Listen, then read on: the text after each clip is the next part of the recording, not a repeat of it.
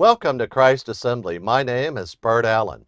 We welcome your questions and comments. I love reading about people who are built up in Christ, share their faith, want to encourage others through the comments.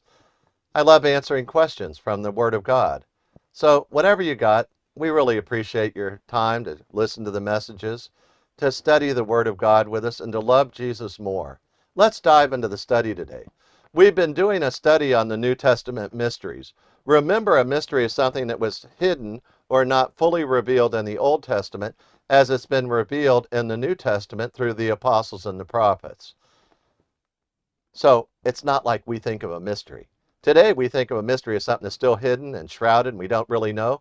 In the New Testament, the word mystery means something that's bright and glorious right now, that's been revealed according to the time and wisdom of God. And God wants everybody to know what the mystery is. It's been revealed. It's been brought out into the open. So let's turn to Colossians chapter 2. And I'm going to read chapter 2, 1 through 3. For I want you to know how great a struggle I have on your behalf, and for those who are at Laodicea, and for all those who have not personally seen my face. Verse 2. That their hearts may be encouraged, having been knit together in love, and attaining to all the wealth that comes from the full assurance of understanding, resulting in a true knowledge of God's mystery, that is, Christ himself. Verse 3, in whom are hidden all the treasures of wisdom and knowledge. So in verse 1, Paul's writing to the Colossians and saying, I struggle for y'all. And I struggle a lot, and you've never seen my face, and I struggle for you at Ephesus and Laodicea, 2 cities of Asia Minor. But what he says about the mystery, here he identifies the mystery of Christ himself. The mystery of Christ. And you go, okay, so let me make sure I put all this together. A mystery is something that was hidden in the past but now revealed. Yes. Oh, so are you telling me that Christ wasn't known in the Old Testament? No, I'm not saying that. And God is not saying that in the Bible. What he's saying is the revelation of Jesus, like we see him in the New Testament, builds upon him being present in the Old Testament and prophesied about in the Old Testament. But in the New Testament, we get this brand new revelation of what Jesus is like, walking through Israel, talking to people, seeing them. But the text is going to tell us more about the mystery of Christ. So let's go back to verse 2.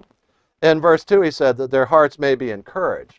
So this mystery of Christ is directly related to the encouragement of believers. Let me tell you, if there's anybody on earth or in heaven or anywhere else who's going to lift you up and encourage you, it's going to be Jesus. It's going to be the Father. It's going to be the Holy Spirit. But here he focuses upon the encouraging ministry of the mystery of Jesus Christ, which is Christ himself. Okay, it's going to be encouraging. These verses are meant to lift us up, excite us, and keep us jazzed in Jesus, juiced in Jesus. We're going to be encouraged and strong in Jesus. Why? Okay, their hearts may be encouraged, having been knit together in love. So the mystery of Jesus Christ is about the mystery of love in Jesus too. That love knits us together. We love in 1 John 4:19. We love because he first loved us. But back to this. They're having been knit together in love and attaining to all the wealth that comes from the full assurance of understanding. So he says, number one, this mystery is related to love. It's related to understanding. And it's related to full assurance. That as you know Christ, you're going to have more love, more encouragement, and more assurance. This full understanding breeds all those things in our lives. Well, understand what? Understand Christ and who he is. Wow. So as I understand Christ and who he is, that I will be loved, encouraged, built up, and knit together. Wow. Okay.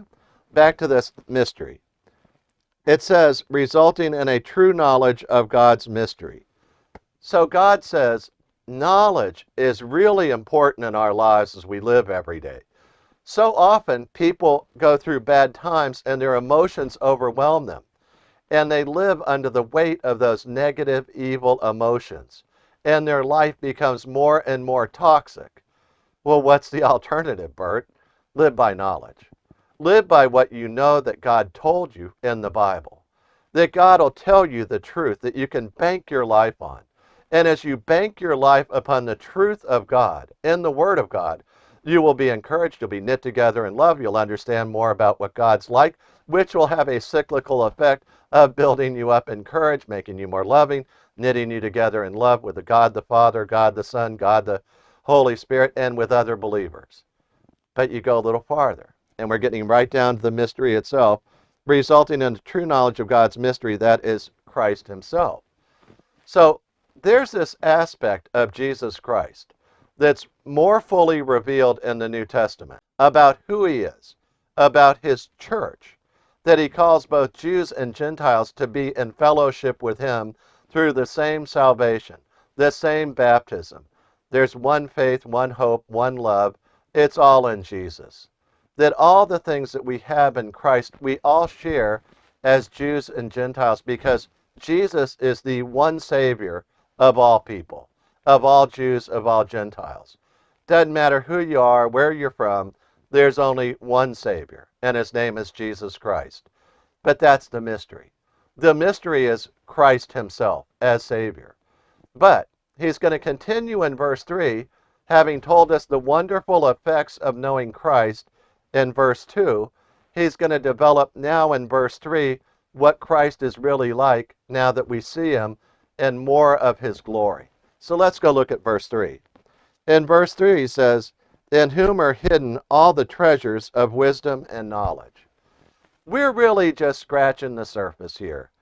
But the mystery of Christ looks at him and says, you know, in Christ is the treasure of all wisdom and knowledge. And you go, wow. That God brought in Christ all of the treasures of Jesus Christ into our life. Do you ever scratch your head and go, what's the will of God for my life? Do I go this way? Do I go that way? What way do I go? How would you like to know which way to go? Because Jesus will be leading you down the path. Your only job is to follow him. But now you know that. You know that Jesus is with you, leading you and directing you like a sheep follows the shepherd, so we follow Jesus every day. He's not just any shepherd. He's the shepherd that knows your name. You follow him, he talks to you by your name. He knows who you are and loves you even so in my case. In my life, I've done things I should have never done, even after I became a believer. And those things tend to pop up in my mind and make me feel guilty, and I'm ignoring what Jesus said when I do that. That having confessed that sin, it's gone forever. Don't let it bug you anymore. Don't let Satan grab thoughts in your head and blast you with them. That's been forgiven. You praise God that Jesus died for that. You give him glory, and you'll find the hand of Satan not bringing that into your mind anymore. But that's part of the knowledge of Jesus Christ. I know that because Christ died on the cross, there is no condemnation for me because I am in Christ Jesus. His blood washed away all the debt and all the death penalty I deserved. He died for me. He paid the debt for me on the cross. That knowledge keeps me going every day. But he also said we get to know the wisdom of God. You might remember that in the fullness of time in God's program, in his wisdom, he reveals mysteries. He doesn't just say happenstance, oh, I think I'll reveal a mystery today. No, these mysteries are all revealed according to the wisdom of God, the perfect timing, the right time. In the fullness of time, Christ was born. When the prophetic word is made more sure and Christ appears, fulfilling prophecy after prophecy after prophecy, and leaves no prophecy undone pertaining to Christ in his coming. In other words, he fulfilled all the prophecies that applied during that time. He didn't miss a one. In the future, there'll be more prophecies that'll be fulfilled. But back to this wisdom of God. It says, in whom are hidden all the treasures of wisdom and knowledge. Jesus said, what is eternal life? Eternal life is to know you, God the Father, and Jesus Christ, whom the Father sent. That's eternal life. Knowing God, knowing the love of God, the power of God, feeling that, but knowing that. We can know God and know him spiritually. The Holy Spirit helps us with that knowledge. You know, the only reason that we know God is because the Father revealed Jesus to us. The Holy Spirit draws us to God, draws us to Jesus. And then once we receive Jesus, He is the way, the truth, and the life to the Father. So God says that Jesus not only takes us to the Father, but He reveals the Father to us. Wow. But that's how we know God. We know God because He first loved us. We know God because He reached out to us and predestined us to adoption as sons. We know God because in the wisdom of God and the love of God, the grace of God, He reached out into our lives and drew us to Himself through Jesus. And because of Jesus, we know God the Father. But it's that wisdom and knowledge that are in Jesus so that when He comes into our lives, He brings all of that with us. But from the standpoint of the mystery of Jesus Christ, He's been revealed in the New Testament in a way that was described through the prophets in the Old Testament. Remember Jesus on the Emmaus Road talking to the two men. And He said to them, "You're foolish and slow of heart to believe all that the prophets said about me." And that's us if we're not careful. We should believe all that the prophets said because they were looking forward to Jesus. But we have hindsight on that because we can look back now, not just having the Old Testament prophets, but the full revelation of Jesus in the New Testament, where we see what He's like and what He did on earth walking in the flesh, how He died and was resurrected and ascended, how He made disciples, how He loved people and healed them and helped them, how He glorified the Father, accomplishing the work the Father gave Him to do. The Bible tells us that we are God's craftsmanship, created in Christ Jesus for good works, which God prepared beforehand that we should walk in them. We've been saved by the grace of God, but He calls us after we've been saved to do the works of God and to do them with joy and knowledge, knowing about the mystery of Christ, in whom are the knowledge and wisdom of God revealed to us. Let's pray. Father, we thank You for Your word and the glory of Your word. How wonderful it is to have that wisdom and knowledge in Christ in our lives. Thank You for revealing them to us. Thank You for the mystery of Christ Himself. May we love You more. We pray in the name of Jesus. Amen. Hallelujah. Before I close the video, I'd like to share with you 4 verses about eternal life. I often ask people this simple question: why should Jesus let you into heaven? And the answer to that question surprises many people because it comes from the Bible and it's simple and it's clear. Most folks, when they hear that question, they tell me, well, I've been good, or tried to do more good than bad, or I tried hard, or I've done a lot of nice things, and I hope God will let me into heaven. They somehow think if their good works outweigh their bad works, that God will let them in. But God says, actually, I'll let people into heaven because of a free gift. But the story from Jesus starts with 4 verses, and I'm going to read them one at a time. Romans 3:23 says, "For all have sinned and fall short of the glory of God." Romans 3:23. You see, for every person who lives today on earth in human flesh, we've all sinned. Every one of us. We've all told a lie. We've all done or said something that made somebody else angry, and we were doing it out of anger ourselves.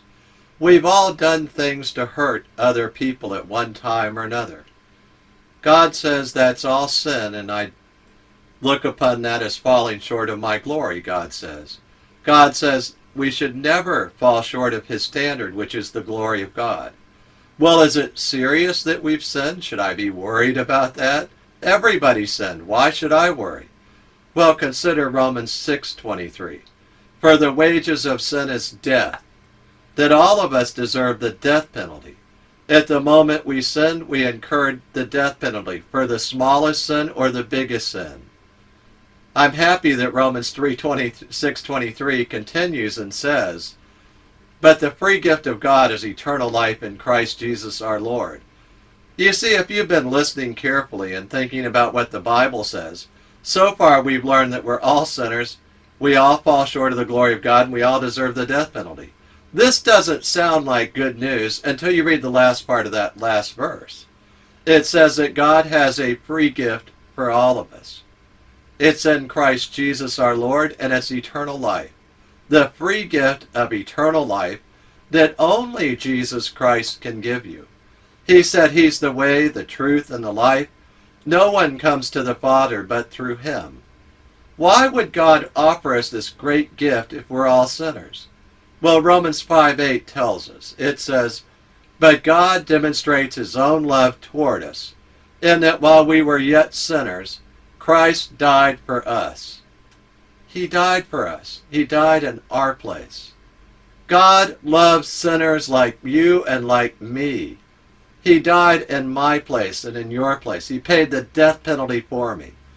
I often illustrate the free gift like this. That I have this old Nissan truck. It has 285,000 miles on it. It's not that great a truck. It sits at the beach every day. But I illustrate the point this way. I hold up the keys to my truck and I say, I'm going to make you a symbolic gift of my truck. But until you take the keys out of my hand, it's not your truck yet. Well, let me tell you what I mean. A lot of people have been going to church for years. They know all about Jesus. They can quote verses about Jesus. But they know in their heart that they're not quite right with God. And there's never been a day in their life where they've been born again and they know it. You see, they're just staring at the keys in God's hand, and he's offering you the free gift today of saying, reach out by faith and receive that free gift and take it into your heart today. Receive the free gift. Okay, how do we do that? Well, Romans 10:9 tells us how to do that. It says that if you confess with your mouth Jesus is Lord and believe in your heart that God raised him from the dead, you will be saved. And he means saved from the death penalty, eternal destruction. So we can receive that free gift right now by faith, and we can pray a prayer together. I urge you to pray with me. I'm going to pray it right now. Lord Jesus, I thank you that you love me. I confess that I am a sinner and I fall short of the glory of God. I confess too that I deserve the wages of sin, which is death. But Lord, you offer me the free gift of eternal life in Christ Jesus our Lord. I accept that free gift right now.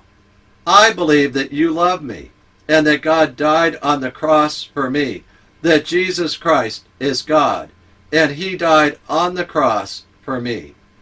You paid the death penalty for me, Lord Jesus. Thank you so much. I confess with my mouth Jesus is Lord, and I believe in my heart that God raised him from the dead. I repent of my sins, and I accept that free gift, Lord. Thank you so much that you have forgiven me. In your name I pray. Amen. Now, if you prayed that prayer with me, I'd love you to send me an email and we'll rejoice together. Send me the email at friend@christassembly.org. That's friend@christassembly.org. I look forward to hearing from you. Hallelujah.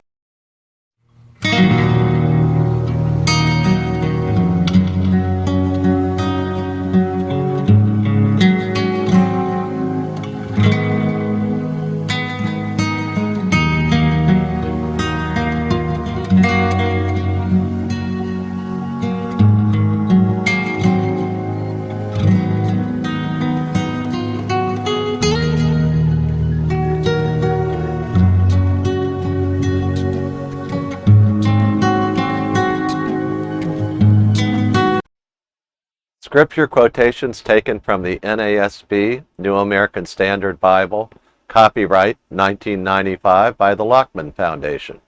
Used by permission, all rights reserved.